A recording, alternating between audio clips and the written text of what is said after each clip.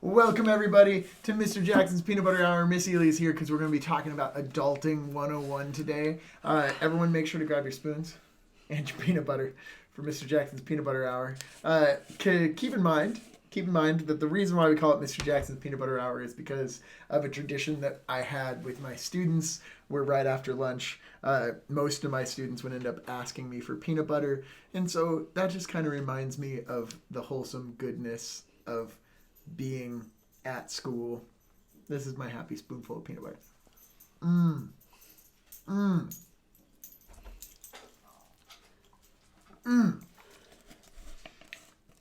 Legitimately, white chocolate wonderful is the greatest peanut butter that has ever existed.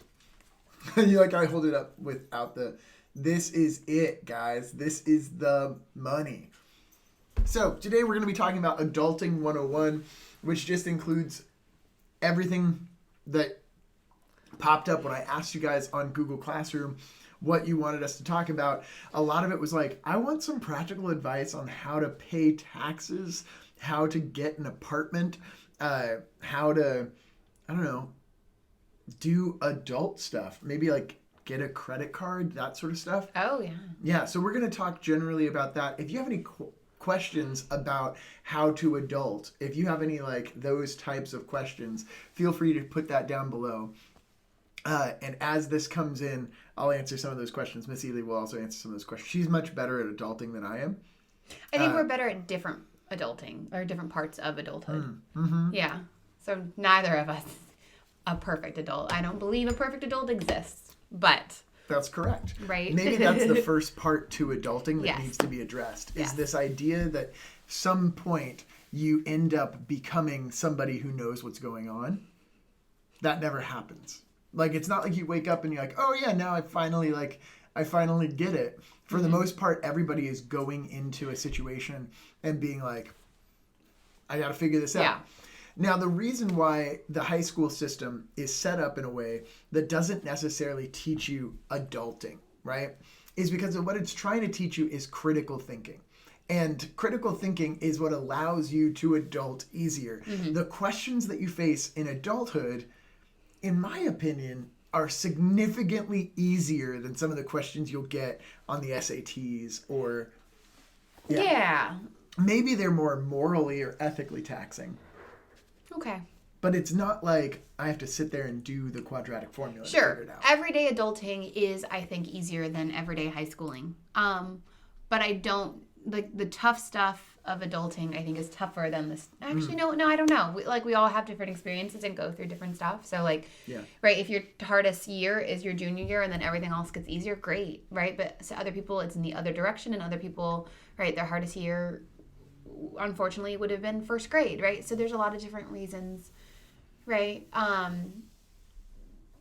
I also think that he and I had not adulting classes, I'm sorry, they're called home ec classes, or right, I had home ec classes. Did you? No. Okay. No. I mean, I had them in middle school, so they're very, very basic, but it was how to sew a button back on, or how to, use a stove, just very basic stuff.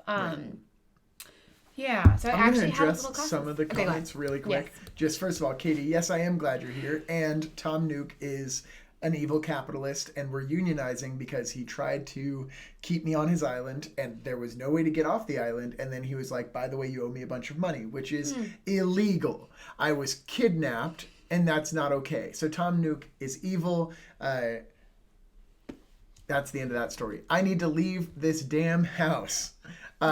Yeah. You don't feel like you're completely stuck. So part of the video that I posted, it shows me going out, taking Maple to the vet. Don't necessarily feel completely claustrophobic because this thing is in place. Walking around is still helpful and good for you. So walking around your neighborhood is still part of this that you're allowed to do. You're just not allowed to loiter outside of Target when Target is closed. Right? They're probably going to get pretty concerned. The weather's gorgeous today. I definitely, a long walk would I think do a lot for you. Gold is saying, I'm almost an adult and I think it's the abyss.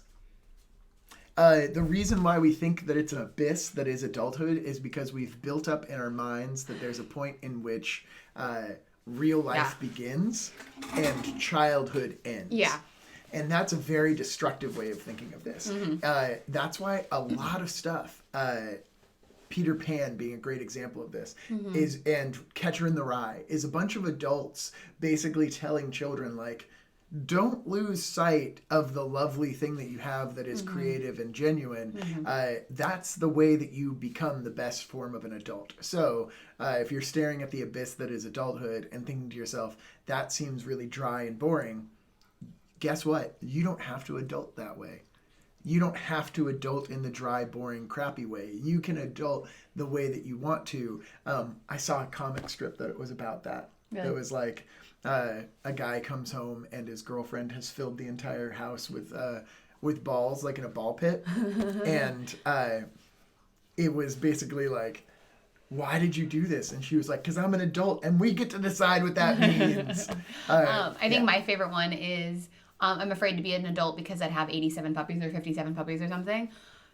You know, as long as you can take care of them and everything's clean, then have 57 puppies. Right? Own a farm and have a sanctuary for puppies. I think that's great, and I would come visit you and support your puppy sanctuary or kitty sanctuary. I'm no judgment here. Any animal sanctuary, I'll come visit. John Lopez, your sister might have the virus and she got tested, so let's pray because I might be infected. Oh Lord. Here's the biggest thing. The best way to handle this is to behave as if you already have it. I think that I might have gotten it. I think Miss Ely has it. Yeah. And so we're behaving as though we have it, which means washing our hands a lot, social distancing. And for the younger people, for me, it was a lot of lightheadedness, a lot of fatigue, a lot of bathroom issues, and a lot of like heavy breathing. Yes, just the like breathing. Shallow breath. Yes. I say as I catch my breath. And so it wasn't something that I needed to go to the hospital for. Some people will, and older people, it can really, really, really affect them. They're saying now that there's more evidence that it's affecting people of all ages. And so just keep that in mind that right now, all you have to do is rest. Nobody's requiring that you do any homework assignments. Nobody's saying that anything is due. If they are, they're doing it wrong. Yes. So remind them gently. Yeah. Yes. So that's I'm currently sick and I'm dizzy, and I've had a headache, but other than that, it's just a little bit like something is pressing on my chest. But it's just I think it's people have said it feels like having a little bit of asthma, not an asthma attack, but just having asthma, where you can't quite get a full breath, but nothing worse than, I think the stomach flu or the flu has been worse for me. And I know this is not what everyone's going to feel, but I'm okay. Right? Like I'm doing this. So don't be scared. How does credit work? So credit is a dangerous game. It's a dangerous thing to play with, and it's something that Hamilton, way back when he first was getting involved with the Treasury here in the United States, recognized was a dangerous but powerful tool. It's basically saying, here's how much money we think you can make in a certain amount of time, and we're willing to give that to you now if you pay us back for giving it to you now, a little bit early, right? Yeah. And so it's basically like betting on the fact that everything will turn out okay in the future. And for the most part, that works and can pay dividends. So if you get a credit card that has really good mileage and returns and you're paying it back every single month, that's totally doable and is part of adulting. Yes. For some people, that's not at all doable, and you need to stay away from credit at all possible, because gambling about your future puts you in a place where you're anxious and makes it difficult for you to get by. So when it comes to credit, you have to ask yourself whether or not you're getting into debt, right? Which means that you have negative money for something that's actually bringing value into your life, making you a more whole person. For instance, I didn't hesitate to get into my school loans. Yeah. Because I didn't see them as me betting on the future getting more money. I saw it as, this is going to make me a better person. This is something I want to spend my time and effort in. So that type of loan, I was like, I'm betting on my future because I know my life will be better if I learn these things. I'm eager to learn them. That's not going to be the case for everybody. Yeah.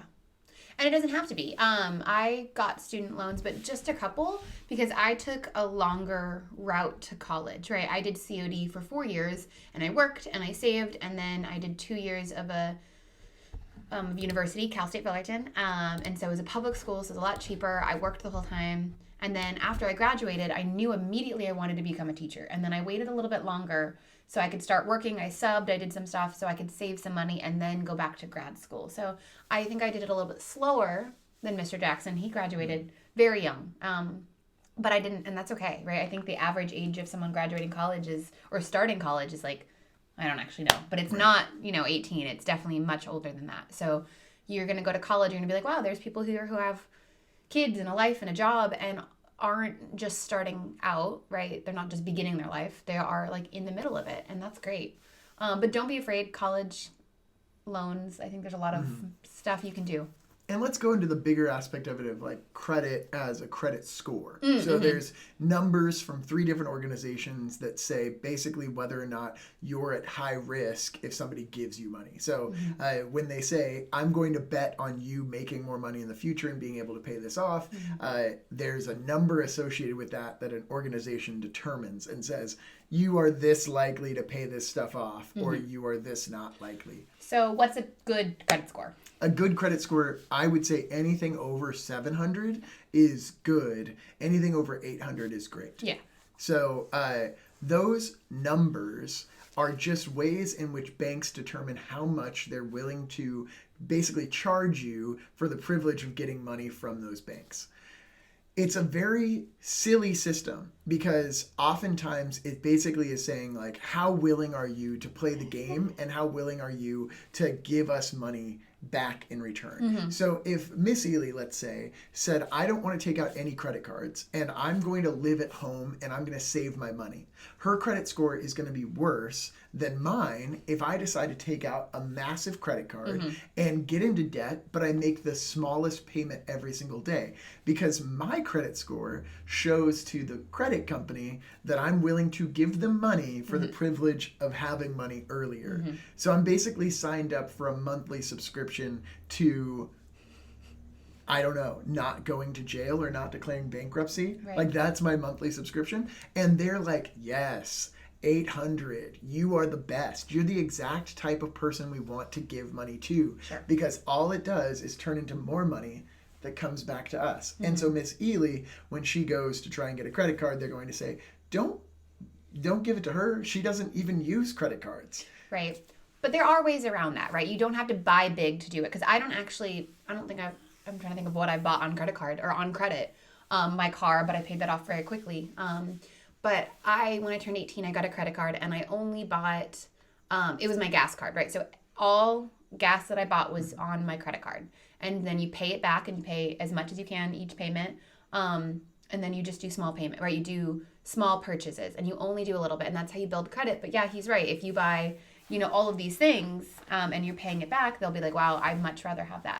There's ways around it though. And think of this from the perspective of Animal Crossing.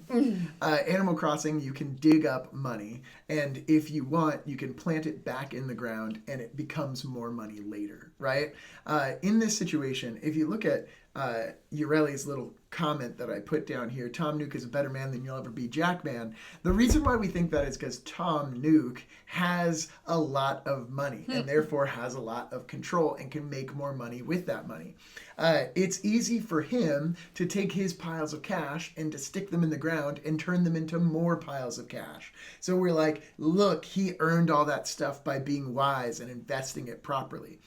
I don't like to think of investments in that way. I don't like to think of it as numbers on a page where I'm saying, I spend $50, am I going to get $200 back? I like to instead think to myself, am I spending $50 on something that's valuable to enriching myself as a person? I don't think brand new shoes enrich me as a person. However, I do think that a pair of hiking boots, if I'm consistently hiking, are a better investment to me. Sure. And so when I talk about investment, I'm not talking about planting money in the ground to make more money for a terrible capitalist that is named Tom Nook. I am saying that you are putting money into yourself to make sure that you have the best life that you possibly can. going back to what we said before about adulthood, maybe the best investment you could make is turning your living room into a ball pit, right? Like, if that's a good investment for you to be the exact type of person you want to be, that's a good investment, and you should champion that sort of stuff for yourself. All right. My cousin wants to know what to name her island. What do you got? Any names for islands on? No. No. Let me think. Because the first Animal Farm. Lord of the Flies.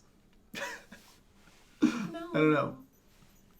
How do I get healthcare if I'm a minority? Stuff about healthcare. How do I make a doctor's appointment? Doctor's appointment. So sometimes I still, I think better at this than him, not making appointments, but I'm better at calling and being like, hey, I have no idea what I'm doing. Can you please help me? And 9 times out of 10, they're like, well, sure, all you have to do, and then they step you through it. So asking nicely, admitting that you don't know what you're doing, and trying and saying, hey, I don't know if I've called the right person, right? This is a card, the number on the back of my insurance card. Is this who I'm supposed to be talking to? Who do I talk to? Can you help me? And if you're nice. Very powerful adulting tool right here. Yeah. You know, I know we're very quick to like look it up on the internet and like Yelp something or do that, but like I am like, okay, well, I'll just call. I'll just ask an actual person because they're much more likely to understand that you don't know what you're doing and want to help you. And I think please and thank you, very powerful. And sometimes people are tired or overworked and they might snap at you, but just understand that like we're all human and they probably get a million silly questions a day, but if you approach it with earnestness or genuine, right, they're pretty good at it. So I don't know. I think that that's the biggest thing when it comes to my struggles with adulting is not that I don't know how to do it. It's I don't know how to want to do it. And so when it comes to something like, for instance, I know I have to call a hotel and I have to ask for a refund because of the coronavirus. And I need to get that money back. In order to do that, I have to go to my phone. I have to find the phone number. I have to call the person, and I have to be like, I want a refund. Then they have to be like, I don't really want to give you a refund. Right. And then they're going to transfer me to somebody else. I have to sit on the phone, right? Sitting on a phone, just like waiting, not that difficult. Knowing how to do that, not that difficult, right? If I have social anxieties and stuff like that, it can be very challenging. And that's kind of what I'm describing is that there's a sense of anxiety that comes from that where you're like, I really don't want to. It's not that I'm struggling. It's not that my brain can't wrap itself around these concepts. It's that I just don't want to be in an awkward conversation with this person. Why can't I just make the conflict go away? And when it comes to adulthood, now the conflict is entirely yours to manage. You're not going to be able to call up your parents and say, hey, parents, this is your conflict. You have to manage it or have an advocate in that sense. You have to be your own advocate. And so the greatest adulting tool you're going to learn when it comes to healthcare, when it comes to renting an apartment, when it comes to getting a credit card, is being able to call up and say, I want to talk to a real person and I will not be done until this is fixed. I'm going to advocate for myself. Yeah. So calling people, finding the right phone number, writing that phone number down, calling them again. It's an old school tool and hopefully it changes as time goes on. Right. But right now, if you were to just immediately, I turned 18, I want to get out of the house, how do I fix this? Call. Always call. Ask the questions. You want a job? Call. Yes. You want an apartment? Call. You want a credit card? Call. Yeah. If you do it all online, you're not going to get the best for yourself. Right. Well, and also the calling thing about, especially jobs, right? Like giving a not a letter of recognition. What are those things called when you apply? Application. Application. Giving in your application and then you wait 6 months and you never call or you never check in. You're allowed to. You're allowed to say, hey, I gave you guys a resume a month ago. Is it something that you're still looking for? Can you keep my name in a file so if you have an opening later that my name is still on record? Please, like you're allowed to ask. You're allowed to not get in people's face, but yeah. There was one about healthcare and getting it. Oh yeah, let's go back up here. So, how do I get healthcare from Katie? How do I live? How do I get healthcare if I'm a minority? Right? I can only put one up at a time. Is no one watching? I think people are watching. And if there's it's just 12 people. if there's just 5 of them, whatever. Okay. She has oranges. Then if she has oranges, then Citrus Island is fine. Sun-Kissed Island, Corona Island. I don't care. I like Sun-Kissed Island. Sun-Kissed Island. Getting healthcare. Yeah. I was actually didn't have healthcare for a while because I was in college, and then I was out of college. And because when you're going to college, you have stuff via the what is it called the college. The college. You get your healthcare through the college, right? Well, and to make that even bigger, mm-hmm. there's a requirement that the college has healthcare, and if you don't have it, they have to charge you for it, and it's incredibly expensive. Yeah. It is like $1,000 or $2,000 a mm-hmm. month for that healthcare system. Mm-hmm. And so when you're in college, they're going to tell you, hey, here's the best healthcare for you. But keep in mind, Obamacare lets you be on your parents' health insurance until 26, 27? Until, I don't remember. I thought it was 23. No, it changed when that's what I was going to say is when I was in college, I went to the clinic at college for everything, right? For therapy appointments, right? And mm-hmm. for just checkups and different stuff and references or referrals to other places. So going there, establishing care there early when you go to college and not being, go to ask for a therapist, right? Like I think we should all have one of those. But I was out of college for a little while and my job didn't have healthcare. And then luckily the Affordable Health Care Act extended the years. Mm-hmm. So I was not having it, and then they extended it to 26 or 27, and so I had it for a couple of more years. And so that was honestly a lifesaver for me because I have a pre-existing condition, and so getting healthcare is expensive for me, out of pocket. And I'll say this is where there's such a huge conversation happening, especially for younger people, about the issue of universal health care. Mm-hmm. And the reason why we need health care that's guaranteed to all people, because there's so many circumstances where it's very easy to fall out of having health care. And then that makes it more likely for you to develop significant problems that need to be addressed on a regular basis, right? Mm-hmm. If I've not had healthcare for a long period of time, I'm not doing my regular checkups, things can get worse, which makes it more expensive, more dangerous, makes it hard for me to go to work. And that's the worst case scenario. Mm-hmm. So having healthcare, I would say, is very essential. How you actually get healthcare is, first of all, stay on your parents if you can. Mm-hmm. If you can't, then usually colleges offer or have to offer some version of healthcare, and they'll have loans that allow you to get the healthcare from there. That's obviously not the best way to do it. Yeah. If there were a better way, then I would encourage you to do that. But the way that the American system is built is to have healthcare be offered through employers in order to make it more enticing for you to go to certain jobs. Mm-hmm. So it's like, hey, why don't we encourage people to go into the workforce? And how do we do that? Well, let's allow people to offer healthcare as a benefit for going to this specific job. Mm-hmm. That will make jobs more competitive, was the original thought behind it. But then it resulted in the only way to get healthcare is if you're employed. Well, what if you're not employed, or what if you're employed in a job that's not offering good enough healthcare? Do we guarantee that all healthcare from all places, from all jobs, is a bare minimum of healthcare? And that wasn't even decided until things like Obamacare were passed, where it was like, here are the bare minimums of what we have to call healthcare. Like insurance companies have to offer you this in order for it to count as healthcare. Mm-hmm. So the whole situation with healthcare that we're wrapped up in right now is that we're one of the very, very few countries that's part of the majority of wealthy countries. We're one of the few that do not offer healthcare to all of our citizens. Mm-hmm. And so that puts things in a really difficult spot. My suggestion right now, where you're at, if you want healthcare, fight for it politically. Yeah. Fight for it politically, because things need to change systematically. And the only way to make that change happen is if you guys, the younger people who have more of a voice, especially now, rise up and say, I demand this because as a kid's perspective, I should have this guaranteed to me. Yeah. So I also think, I agree completely.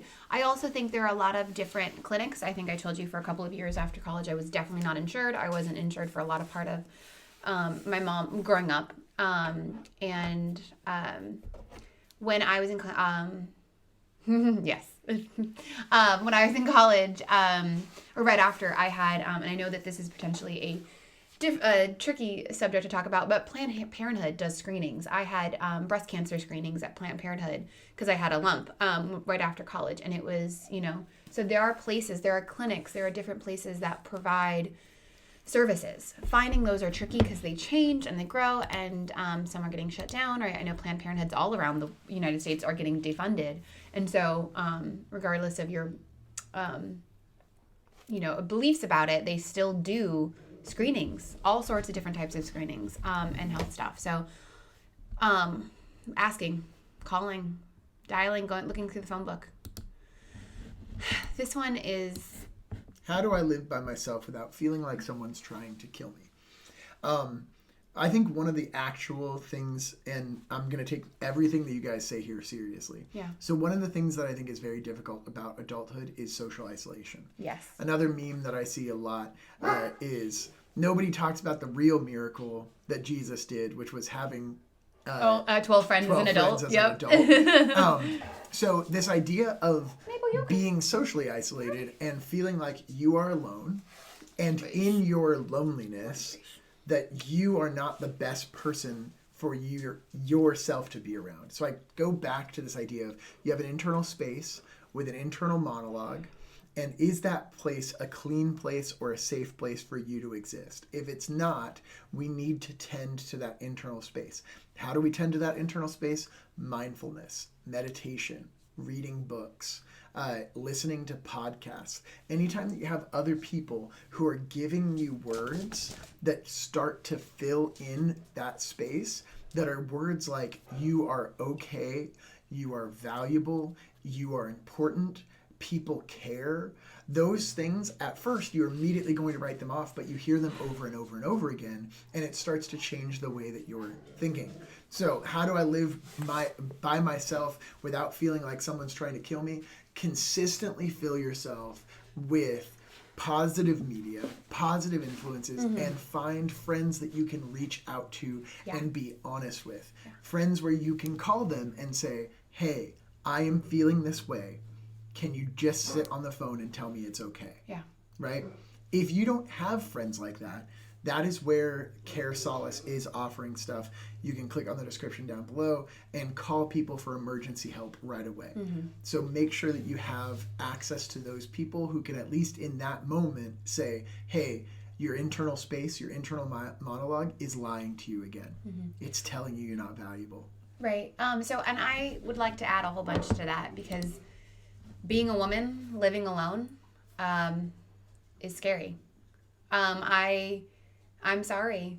And I've definitely gotten better at it. I've traveled. I've lived in New York City. I've done these things where I've been able to practice being a woman, or be anybody, but specifically as a woman.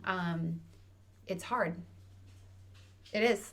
I think something that I helped cope with it was, first of all, not, I think he said, not take in that media that is maybe upsetting. Like, there's certain shows that I just can't watch because, right, I was living in New York City, and watching Law and Order SVU would probably be a bad choice for me, right? Or anything like that. I know sometimes we joke about stuff, but it's, it's hard to hear sometimes. So eliminating that, but also being prepared. When I was in the city, like, knowing the bus route. Like, I knew the bus route forward and backwards, right? I knew exactly when I could find a bus. I knew the cab number by heart. I knew when the subway would be there, when it wouldn't be there. Like, I knew those things. So I prepared myself as much as possible, right? I made choices where I walked. I made those things, and I know that it's not fair. I know that it's not fair for you to have to be well-researched and make these choices of where to go and where not to go. I think living with people really helped. I lived with girls up in college, and it was a lifesaver for me to know that there are other women out there that feel the same way that you do. Something that I found that happened in college was that women are so good, and men, of course, but women are so good at, like, when someone is in a situation that they shouldn't be, helping them out, right? Like, in college, a lot of girls are figuring things out, right? They might drink. And that's okay. I'm not saying that you don't get to drink, but I'm saying that other girl... should I not? You made a face. Should I not talk about this? Well, no, I was just thinking of a Malcolm Gladwell thing. Oh, okay. You go ahead. Okay. Right. And I've had girls come up to, not me because I didn't drink, but like girls come up to you and ask if you're safe. Do you need a ride? Do you need your phone? Like there are a lot of different things where once you start to realize that there are women out there looking out for you, then it feels a lot better. It really does. Right. Knowing that I'm in a community of women who also feel the same way, it feels pretty empowering. But I've gotten to the point where I've traveled Europe by myself. I've stayed in hostels and trains, and just knowing and being prepared is really important. Yeah. I think that there's this idea of autonomy, you being able to do stuff on your own, where the initial thought is to be afraid, especially if you're in that mindset where you're like, I don't really have a good internal monologue. I don't like spending time with myself. I feel scared being by myself.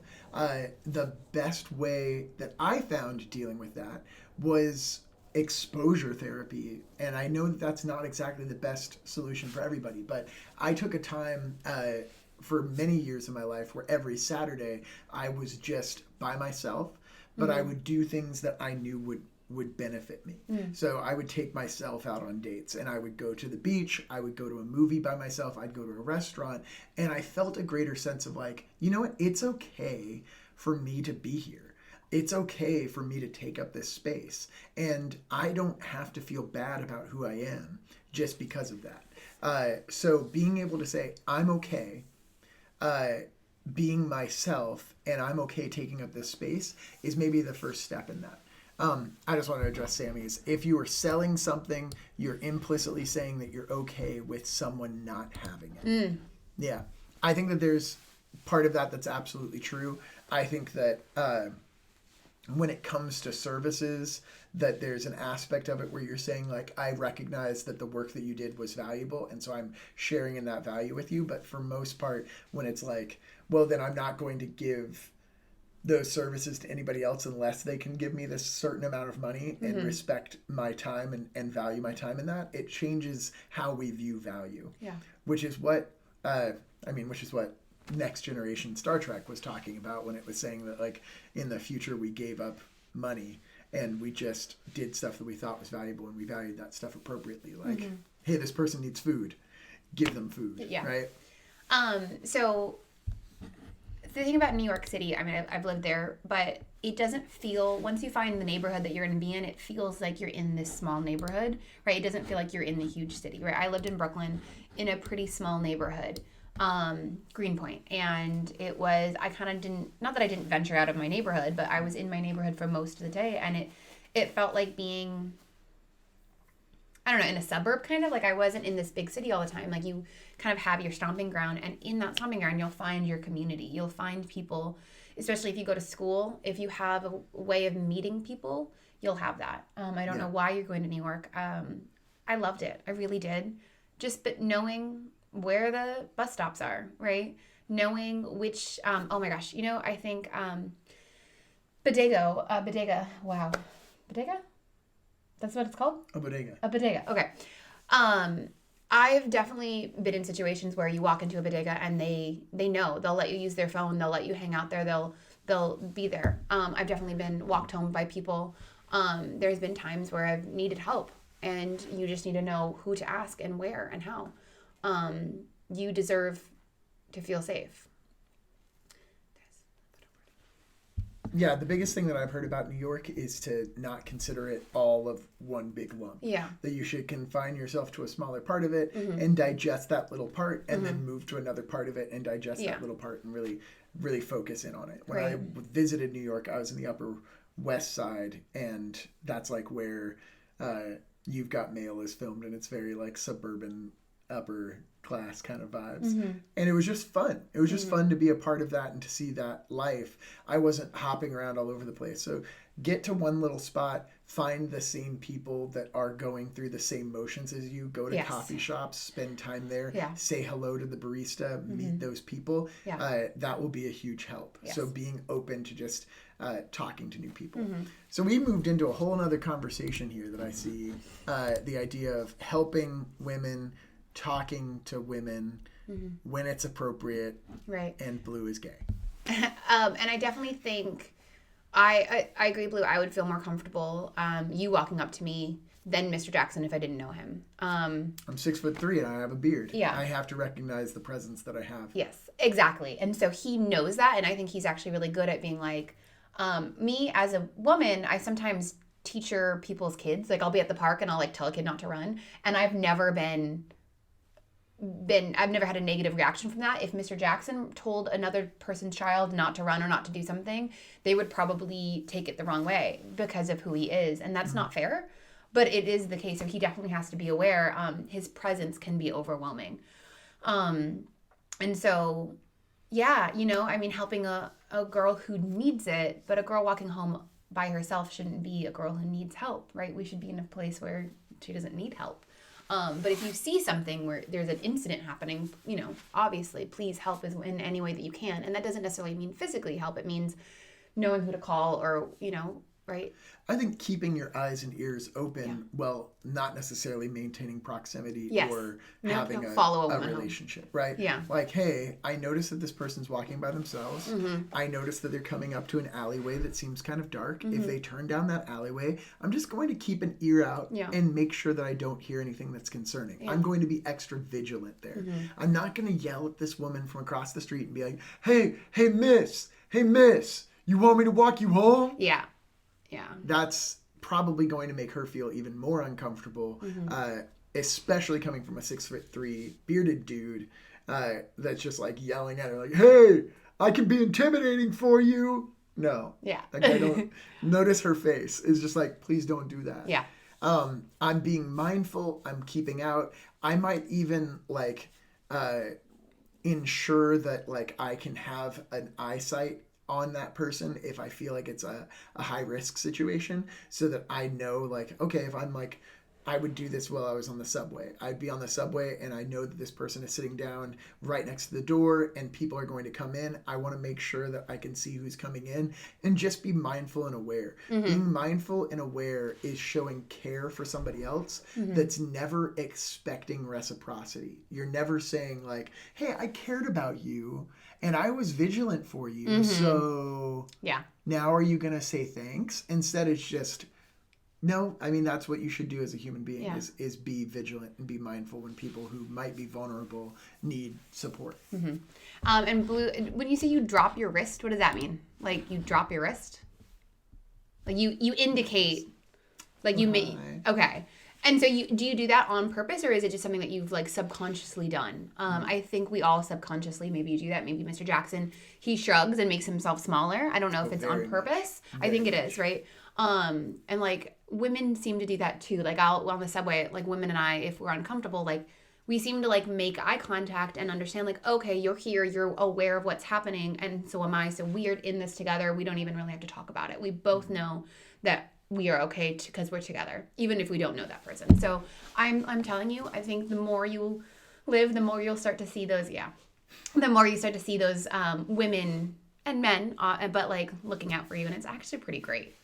You know, just to see that. Well, and I think recognizing how much of your own physicality and the way that you're carrying yourself affects the way that other people are seeing you or how comfortable they feel. I've found myself in meetings. I mean, as a teacher, it's not common to be a 6'3" bearded dude that's a teacher. Right. We're mostly women. It is mostly women. And so I'll find myself in meetings like very much slouched over and then leaning up to make eye contact with people and showing them like, hey, I'm listening, I'm caring about what you're saying, and it's intentional eye contact rather than sitting back like this and being like, okay. Yeah. Even though this is far more like comfortable for my shoulders and probably better for my posture, this has a very clear impact on the other people at the table, which is me communicating, I don't want to be there. I don't care what you have to say. Right. And if I don't even look you in the eye, that's totally fine. The judgmental dragon. Yep. Potty pass dragon is here.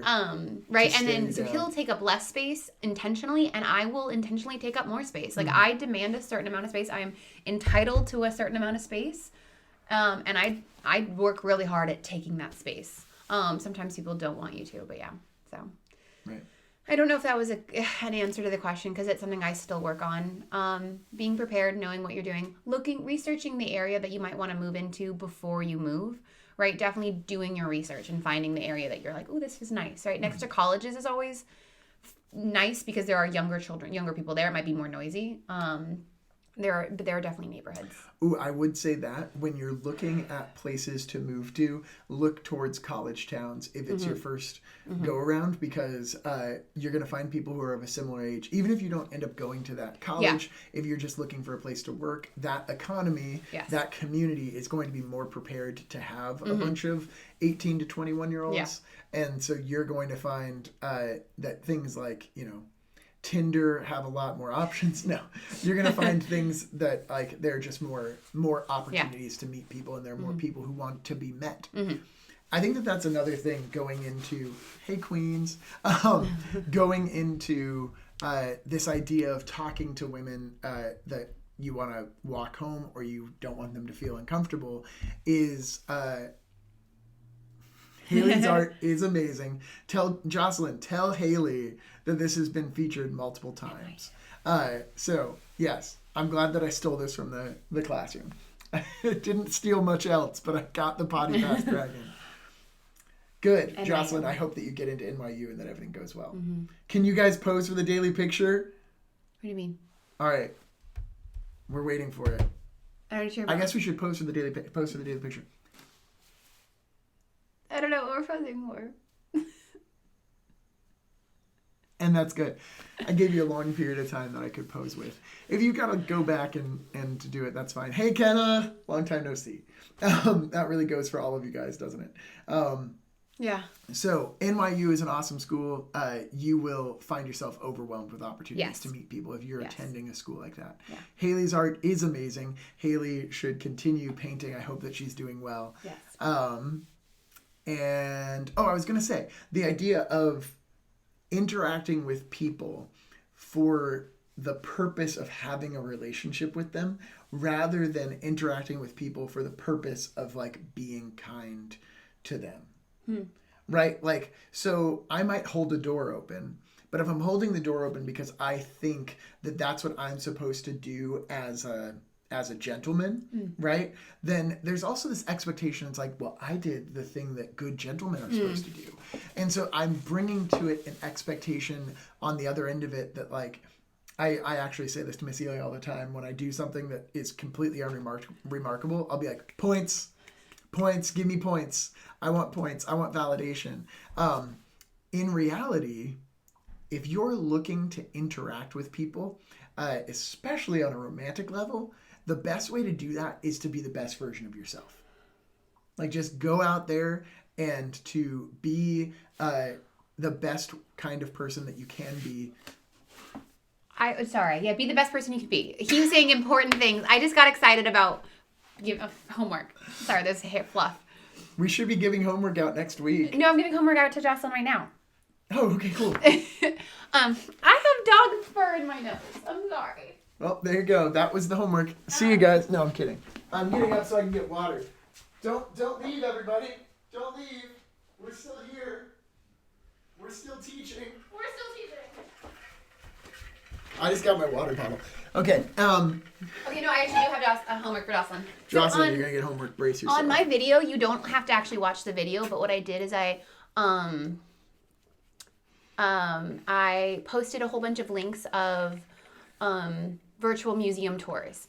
The Met is my favorite place in New York City, and the Guggenheim.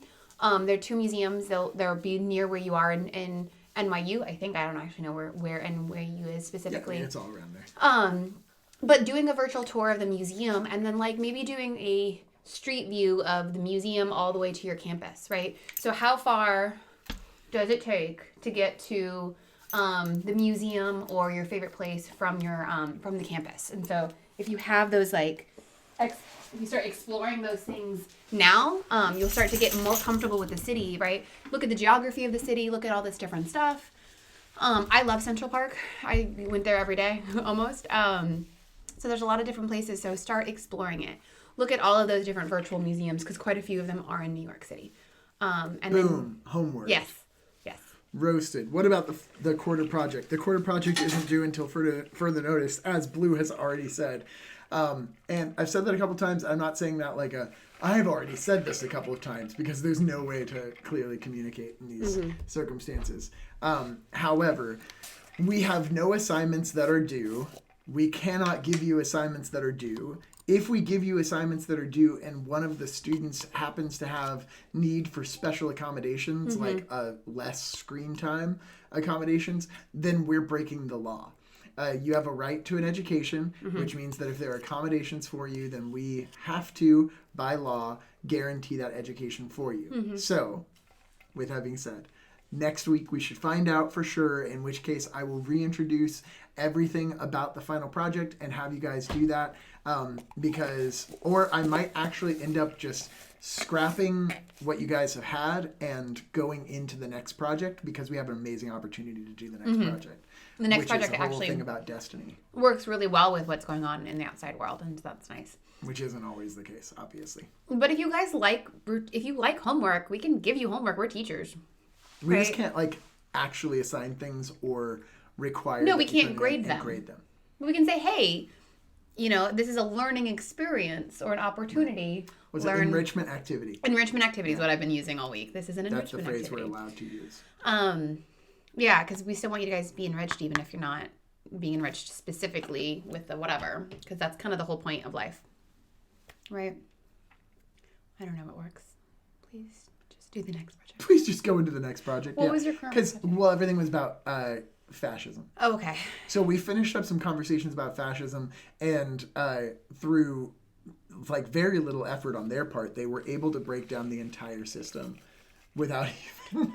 They were able to break down the entire capitalist and fascist systems that we have in place, and now they have total anarchy and freedom, and they don't know what to do with it. So, success. Good job, guys. You worked together to complete your final project, which was to break down fascist and capitalist systems. You just had a little bit of help from the coronavirus. Yeah. All right. Blue, the same assignment I have for you is the one that I gave to Jocelyn. Go to a virtual museum and find your favorite artwork in that virtual museum and share it with me. And maybe we can do an assignment based off of the artwork of your choice, right? Maybe we can make our own little virtual museum. That's what Sammy was thinking about doing for his IB. Curating it. That's a great idea. Yeah, totally. I'll totally give you calculus homework.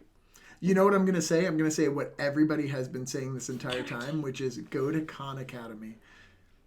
It's literally we waited for something from the district, and then they sent out a thing that was here's some enrichment activities, and the enrichment activities were go to Khan Academy, and I was like, you're not wrong, but I'm gonna actually answer a question, or not a question, but a statement. You're gonna be okay. A lot of the students in IB are there not because they're in art, but because they're in IB and they're focusing on the analytical side of art and not the creating side of art. Right? And so a lot of those kids, there's a couple of you that are in my class this year that are not good artists, but they're very intelligent, so they'll be able to do that analytical part of the art. And the technical stuff I can help you with, and we can make that work. Because it's only 8 pieces. Sammy, how many pieces is it? Sammy will answer. Yeah. Oh, and go to Miss Ely's video, the last video that she just posted on this channel, and it has a link to a Google Doc, and on that Google Doc are the virtual tours. Yes. So if you're looking for the Guggenheim tour, that is posted on Miss Ely's video. I love the Guggenheim. It's one of my favorite museums. It's designed to look like a seashell by Frank Lloyd Wright. That's the one museum I didn't go to when I was in New York, and it was cool. I had it planned for me to go when I was going to go to New York. Which was going to happen this next week. Oh, that's right. So I'll take a virtual tour to the Guggenheim. Yeah, Sammy. Yeah, for IBR. The Guggenheim is expensive, but the Met is by donations. So you can donate 50 cents if you wanted to, or donate nothing. I think the recommended is $25, but you don't have to do that. And so going to the Met every day for they have a little cafe in there. I would go for lunch and look at all this beautiful artwork, and then it was great to be around that art all the time. But yeah, Mr. Jackson, he's toppling it. It was not me at all. It was students. Students did it. There we go. Yeah. We were supposed to choose our classes this month, but we don't get to go to school until May. Yeah, and that is probably at the bottom of most of the people's lists. Yeah. As far as like, hey, what's going to happen next year? When people are like, what was going to happen last week? Right? Like, they're still probably a week behind when it comes to getting some of this stuff implemented. So next week we'll have school that starts, and it will be a normal sort of setup, and You'll be okay. It will be okay. But I would probably they're probably waiting until April to start even doing online class signups or anything like that. Mm-hmm. I think mushroom party at my house. I don't know what that means. I do think yeah, you can do them. You could do them. You're intelligent. You're smart. You'll be fine. And I think if you saw an example of a passing artist portfolio, you would be like, oh, this is easy. Like, I can do this. I think it sounds more intimidating than it is. We just would start making artwork, I guess, over the summer or over this next little while. If you need artwork, we could probably figure out how to give it to you. Or like supplies, you can start. Yeah, I think that's the biggest thing is that when we talk about how to do school online, it's really easy for an English teacher to be like, hey guys, look, I have a book. Let's talk about the book I have and to read it together and then do English lessons by talking. However, for art, it's like, how do I get supplies to each and every single one of these students and ensure that they're doing the process properly? Right. So wait, you're allowed to call, the counselors are taking phone calls? Is that how they're doing it? I don't actually know. Yay, IB Art, you can do it. Yeah. Miss Ely... It's not. I don't teach IB Art. Yeah, no, I mean, not to tell Miss Ely how she feels. Steal Haley's supplies. I'm sure she'll be fine with that. I'll give you any supplies you need. I just have to be able to meet right? you. I was going to say something. Oh, Miss Ely would advocate for AP Art over IB Art. I would, but that's if you like when art. It's talking about art creation. Yeah. Like if you're more interested in art creation, you might want to look into the AP Art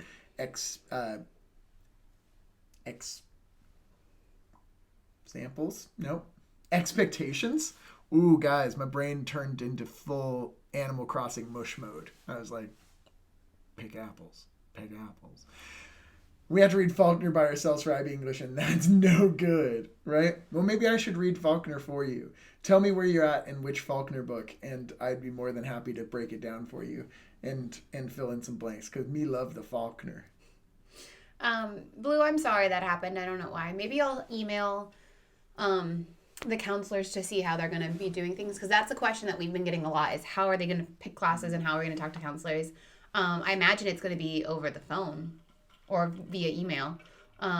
So it's definitely start to think about what you might want to take.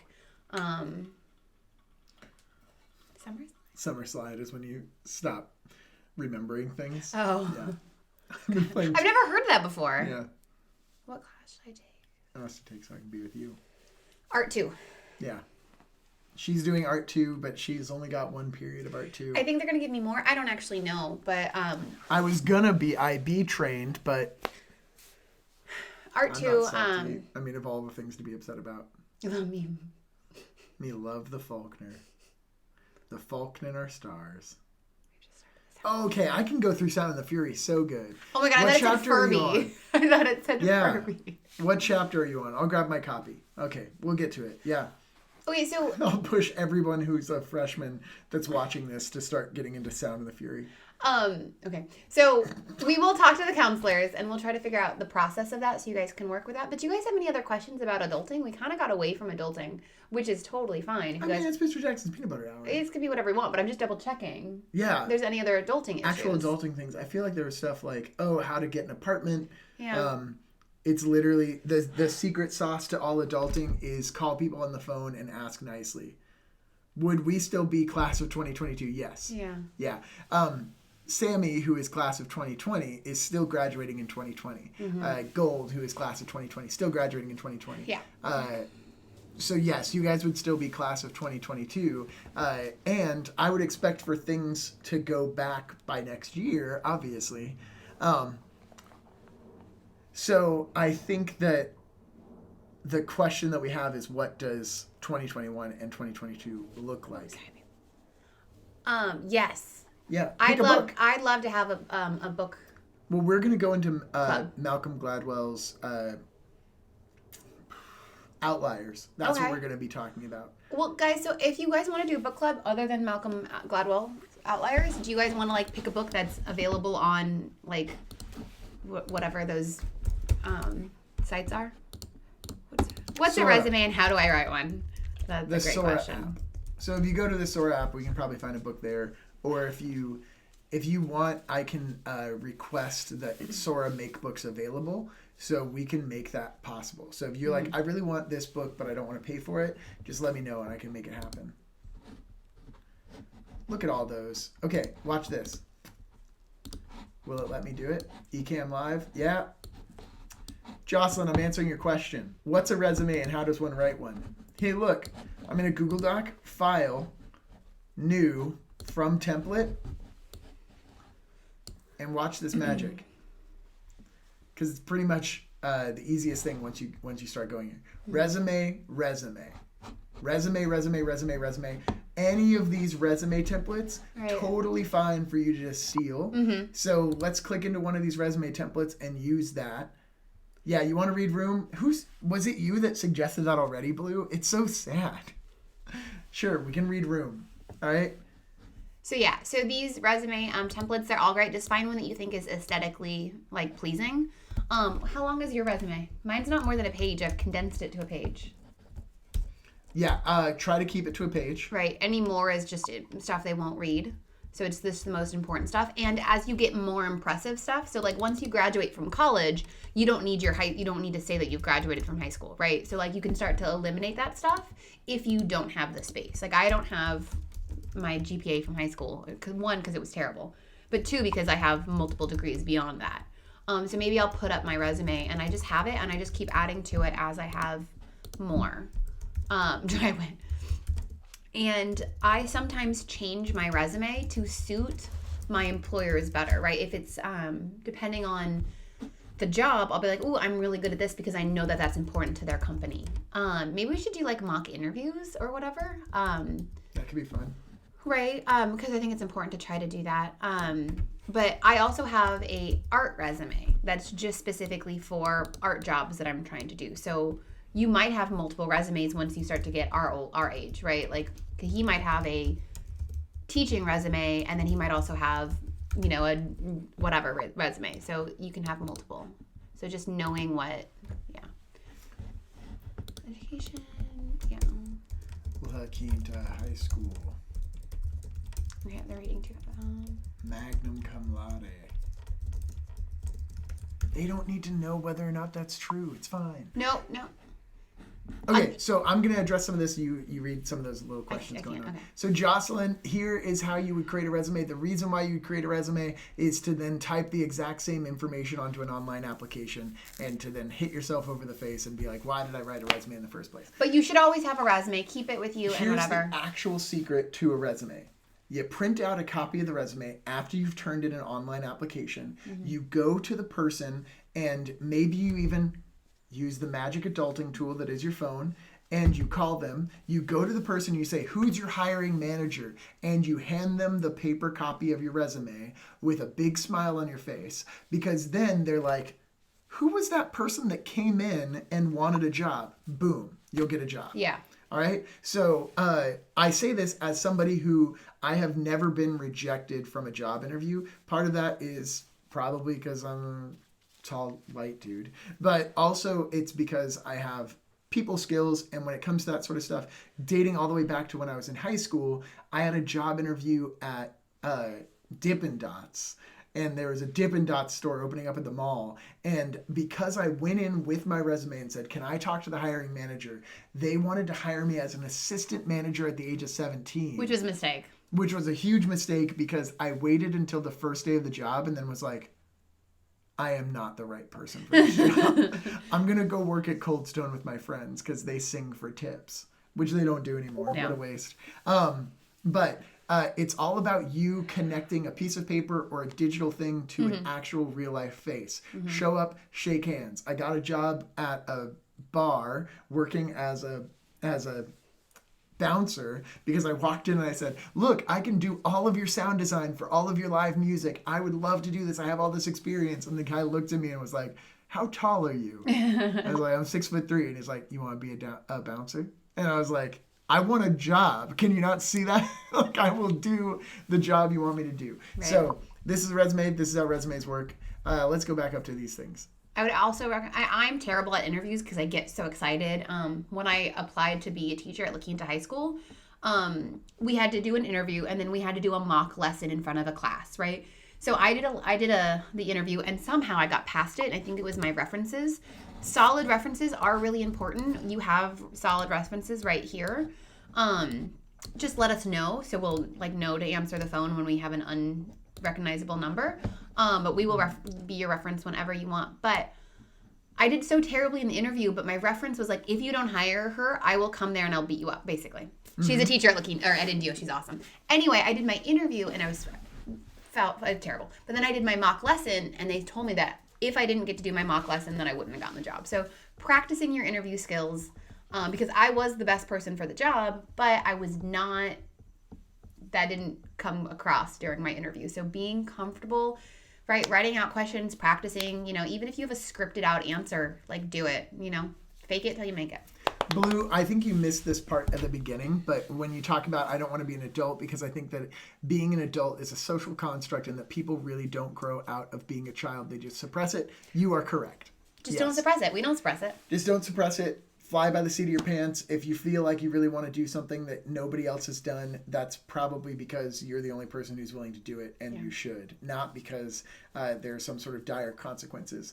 The fear of living is what keeps us from living, and that is the saddest thing. Yeah. So do it. Always, always, always, always. That's my advice. And put us down as a reference. Yeah. Reading One Flew Over the Cuckoo's Nest tears me apart because it's a very good book. It's a very sad story. It's a very sad situation. It's a really good movie as well. Mm-hmm. But all of that did such a terrible thing to our mental health services in America, right, and the way that we treat mental health, because then everyone was like, everything about mental health is terrible. We're not going to have it anymore. And then all of those people just became homeless. And then we're like, the homeless people need to pull themselves up by their bootstraps. And you're like, well, maybe you were literally just over-medicating them 2 seconds ago. Well, maybe we talk about it. Maybe we use that as a jumping off point. But I think if we all bring in our favorite books, our all-time favorite books, and then we start reading them, and so then we have at least one person that is super passionate about it.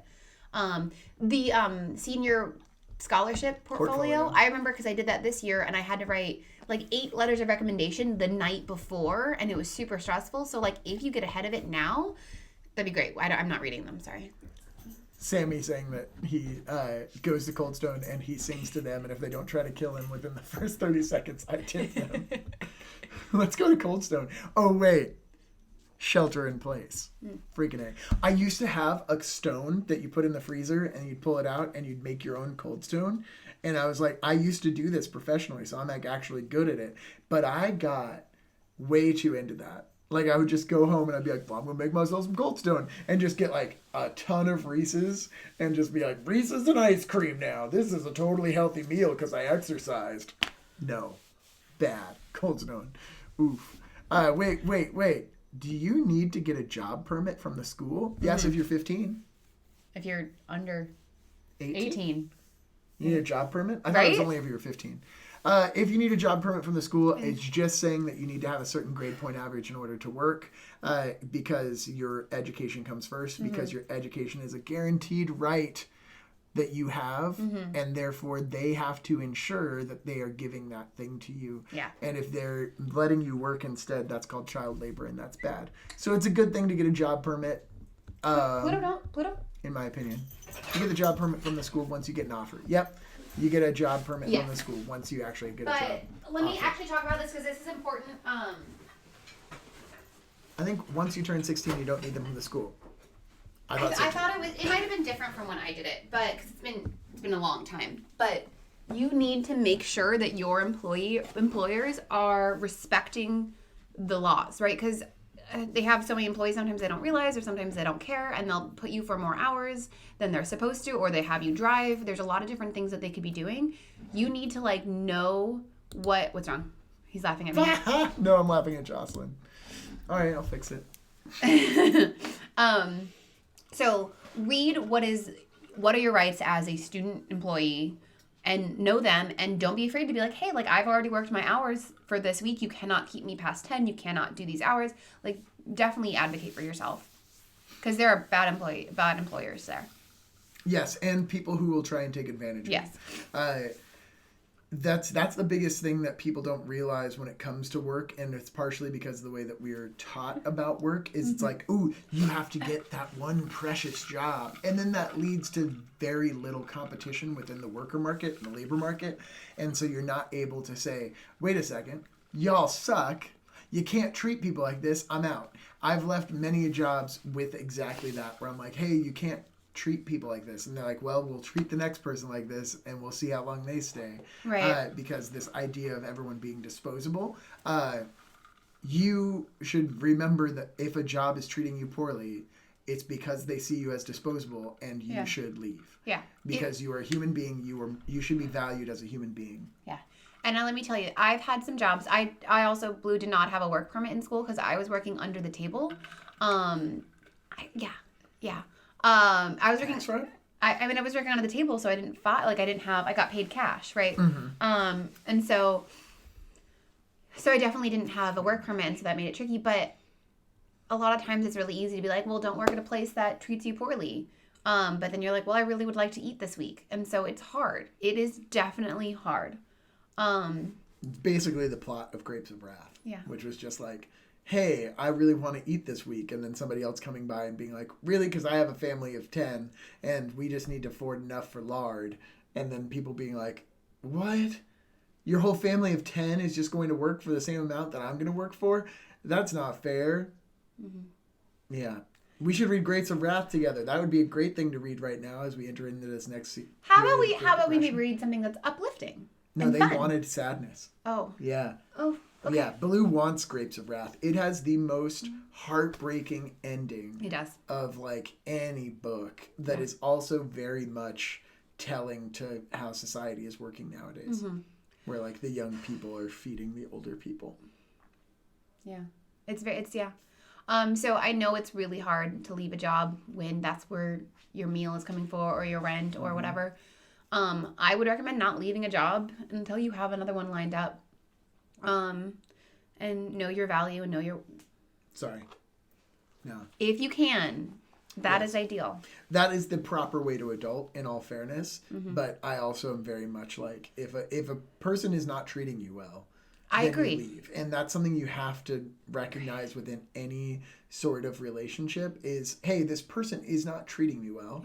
I do not have to be here. If I'm under the impression that somebody is treating me poorly and that I have to be in a relationship with them, then that's a problem. That goes for employers. An employer saying like, hey, I don't want to treat you well. You should be able to say, no, I'm going to leave then. And honestly, it will be better off if you then go and spend the entire next day being like, I am able to work, and you send that resume around and you talk to people face to face and you demand to talk to them over the phone. Sure. Not all of us are white and charming. You're charming. You like go to interviews and you do well. I'm terrible at interviews. I definitely, if I quit a job, I might not be able to find one, right? Or there's lots of us that like might not have that. Did I say something wrong? I'm sorry. No, I don't know. I don't see myself as charming. Oh, I meant in an interview. I meant in an interview. But yeah, that idea. And I do think that there's some aspect of people skills, but I think what I'm teaching is also those people skills. Sure, but like if you're super weird and you're staring at the floor and you're like, I don't really know how to work. Even if you're showing up and saying, I don't really know how to work, to the person who's the hiring manager, you're going to be at the top of the stack because they're going to be like, who was that weird kid that came in? Why did they come in when nobody else did? When everyone else is sitting there on their butts at home typing on their computers. Oh my God, what? Oh my God. Oh my God. Oh my God, what? So same, I don't think that book would be happy. I think it would be heartbreaking. Well, Mr. Jackson's peanut butter hour is off the hinges. But it kind of comes with, yeah. I'm going to ignore any comments that validate that I'm charming because I hate hearing those things. My internal space refuses to house them. Grapes of Wrath is it. Yeah, all right. Sad is good. I want Grapes of Wrath. All right, well, I mean, we've got time. I just meant... All I meant was that some people are more likely to get jobs. A book about a non... Learns the way of the con goers to survive. The funny thing is, I imagine him like having to, or her, having to like get leftover clumps of fur to sew together their own fur costume while they're stuck in this situation, so that nobody knows that he was that one guy who showed up originally. Oh God. Oh man. Can we have it be a very compelling story that also deals with anti-fascism, anti-capitalist movements? Well, sure, it's Sammy. Well, yeah. Then okay. Yeah. Then yeah. Those are. Okay. So what we figured out is we will call the counselors or talk to the counselors. We will try to figure out a grapes of wrath thing. Apparently, Mr. Jackson is charming. What the heck, guys? Advocate for yourself and know your worth, and leave a bad situation if you can. You should be able to if you need help, right? Yeah. I want to say from yesterday when we were talking about how to write music, I did see a video this morning that was a teenager, like brace-faced and everything, sitting at a piano and being like, every pop song is the same 4 chords. And the 4 chords she did, 3 of them were the 3 that I taught you. The only one that was missing was the A chord, and it was an A minor, so it's super easy to teach you guys. So we'll do that next week. I'll teach you the 4th of the 4 chords that you need to know to make all pop music. Cool. Yep, put it in spam. Dope. I love it. I think maybe next time Mr. Jackson and I can tell you some experiences with our jobs. We've had quite a few different jobs, and well, that just feels like we're rubbing it in at this point. What do you mean? We should do a Netflix party. Okay, putting it in the Discord. Sure, all right, happening. I'll put a link to the Netflix party on the Discord because the computer was able to handle Roblox, so it should be able to handle a Netflix party stream. Mm-hmm. As long as I don't do the audio, I think we should be fine. Also, 3 movies just came out that weren't out before. Emma, I really want to see, is out on digital now. At least a trilogy of books. Oh, no. Yes, there you go. Gold. That is exactly what the A minor is. So now we can play all 4 pop songs. I did not understand what that comment meant. Let's all watch Room. No, the one of the uke one. Oh, Yeah, okay. A minor is 2000 on ukulele. No, now I get it. Okay, but yeah, so maybe next time we can tell you about some of our terrible jobs that we worked. Yeah, and I was saying I feel like that's a weird flex because like. Why is it a flex? They got good jobs. We got one of I worked in 2008. I worked in 2008 as a pastor. The Jane Emma Austen movie? is a Jane Austen book that got turned into a movie that stars the weird girl from Glass. It's the newest adaptation of Emma, and it actually looks really, really good. I hear it's aight. Really? But I'm gonna watch it. Yeah, I love Jane Austen. And there's also The Hunt, which is the one about liberals hunting down traditionally conservative people. But apparently there's like a big twist and there's a whole big thing. Okay, so I know this is really lame, but I'm a huge Jane Austen fan, and that's not the lame part. But I really want to watch Jane Austen. What's the one? The Zombies. Jane Austen and Zombies, whatever. But I'm too scared to watch it by myself. I'm scared. I'm scared of the zombies. So we should watch that one. Because we could talk about the book, the original book, and then that makes it educational. So I'm going to go. And you guys should, if you don't have a computer, that's really cool that you know that. You're very intelligent and clever. Is it not already unblocked on your home Wi-Fi? I don't know why I asked. That's I was going to get a response. It's not. We'll talk about it. I'll get it up on here. Oh wait, we can unblock the Chromebooks. I feel like we shouldn't say this out loud. Yeah, you can. You can because if you're on your home Wi-Fi, you can unblock the Chromebooks. Yay! I'm going to create a channel for book club and a channel for film club and a channel for creative writing. Okay. Hashtag. Get in trouble for telling Jopra's book club. I'm not gonna say what you said out loud, Sammy, but no. Do it. It's for academic purposes. I'm gonna put it up on the screen though. No. I'm just gonna put it right here on the screen. I'm just gonna make it really big, and I'm going to say, Escape. I don't know what you're talking about. But if you're wanting to do that, this is how you do that. Our dogs are gonna bark. Sorry. All right. Oh, you're so ferocious. All right. Then this. Then this. Then this.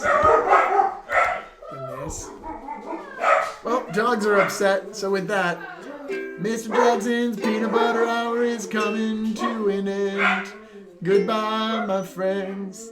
Goodbye, my friends. I'll see you tonight at 8:30. Peace. Say bye. Bye.